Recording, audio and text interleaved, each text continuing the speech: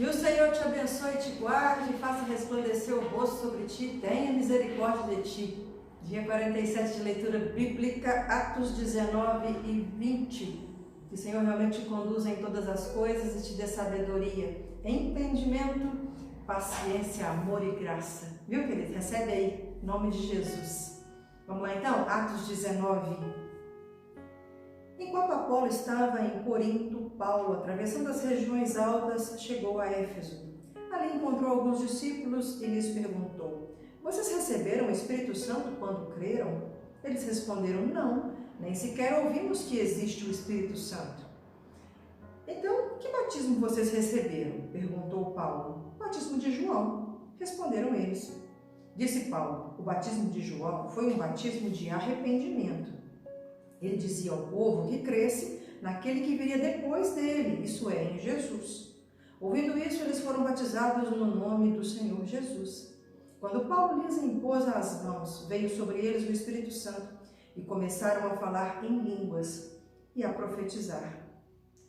Eram ao todo uns 12 homens. Paulo entrou na sinagoga e ali falou com liberdade durante 3 meses, argumentando convincentemente acerca do reino de Deus. Mas alguns deles se endureceram e se recusaram a crer e começaram a falar mal do caminho, letra maiúscula, você sabe que é Cristo, diante da multidão.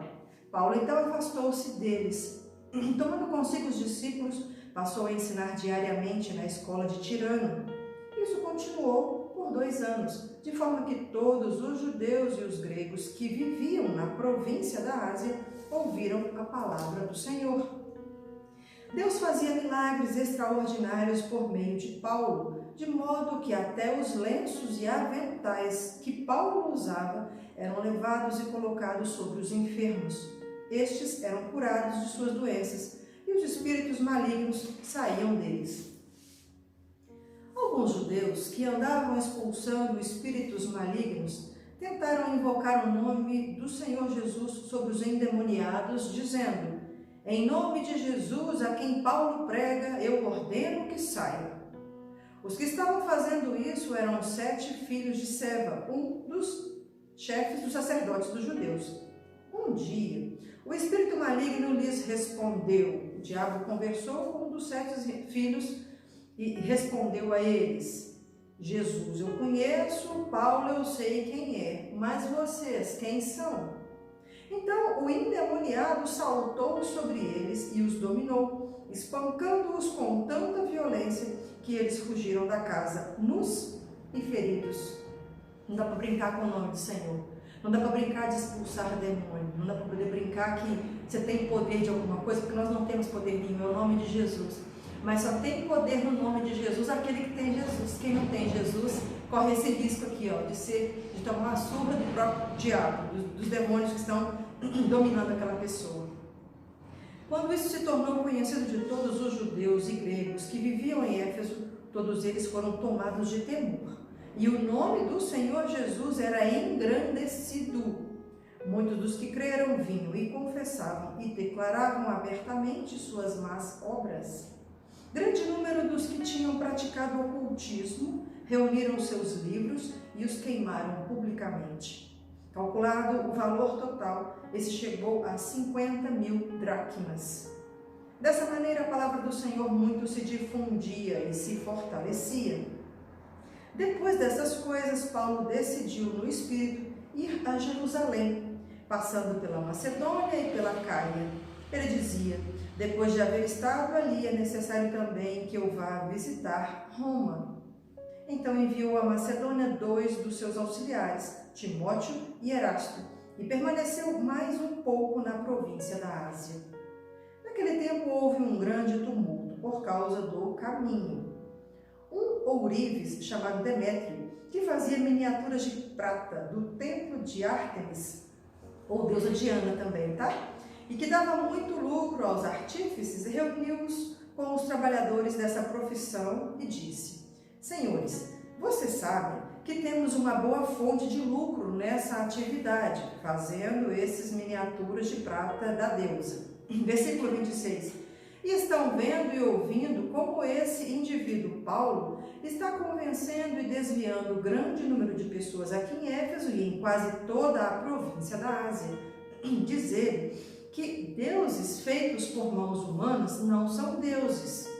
Não somente há o perigo de nossa profissão perder sua reputação, mas também de o templo da grande deusa Ártemis cair em descrédito e de a própria deusa, adorada em toda a província da Ásia e em todo o mundo, ser destituída de sua majestade divina.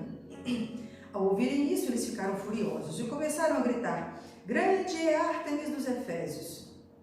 Em pouco tempo, a cidade toda estava em tumulto. Um pouquinho da pessoa que faz uma palavra, um comentário, ela põe pilha em muita gente, né? O povo foi às pressas para o teatro, arrastando os companheiros de viagem de Paulo, os macedônios Gaio e Aristarco. Paulo queria apresentar-se à multidão, mas os discípulos não o permitiram. Alguns amigos de Paulo, dentre as autoridades da província, chegaram a mandar-lhes um recado, pedindo-lhes que não se arriscasse a ir ao teatro. A assembleia estava em confusão. Uns gritavam uma coisa, outros gritavam outra. A maior parte do povo nem sabia por que estava ali. Alguns da multidão julgaram que Alexandre era a causa do tumulto, quando os judeus o empurraram para a frente. Ele fazia sinal pedindo silêncio com a intenção de fazer sua defesa diante do povo. Mas quando ficaram sabendo que ele era judeu, todos gritaram a uma só voz durante cerca de 2 horas: grande é Ártemis dos Efésios!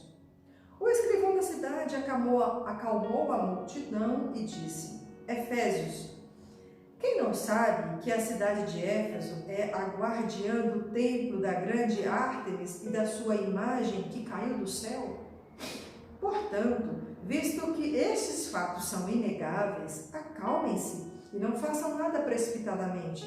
Vocês trouxeram estes homens aqui, embora eles não tenham roubado templos nem blasfemado contra a nossa deusa.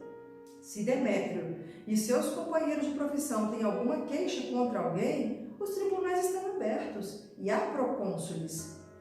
Eles que apresentem suas queixas ali. Se há mais alguma coisa que vocês desejam apresentar, isso será decidido em assembleia, conforme a lei. Da mesma maneira como está, corremos o perigo de sermos acusados de perturbar a ordem pública por causa dos acontecimentos de hoje.